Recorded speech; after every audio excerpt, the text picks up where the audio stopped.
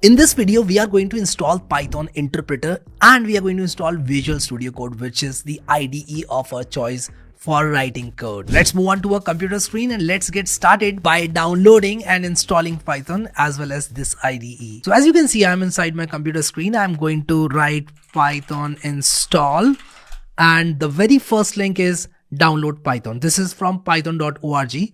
This is the interpreter that we are going to download in order to execute Python in our machine. So let's click on this link and let's click on download Python 3.13.1. Now this is the latest version at the time of recording this video.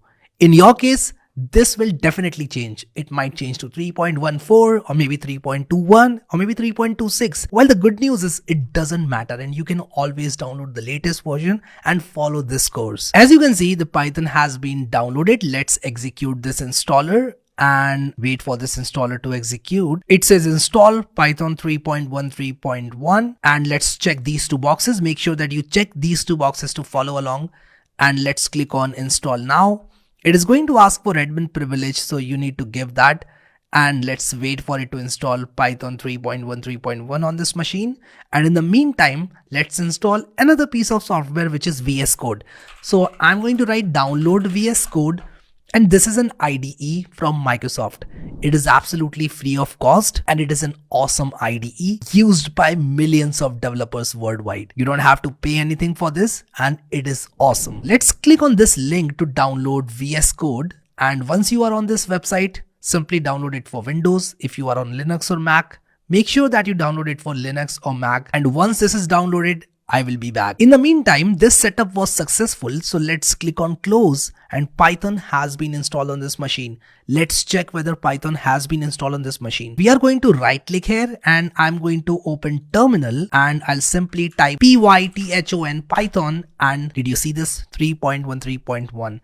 Python has been executed, which means that Python has been installed on this machine successfully. Make sure that you see this, and if you don't, then you need to follow all the steps that I am following step by step. I'm going to close this for now and let's install VS Code. I'm going to open this setup.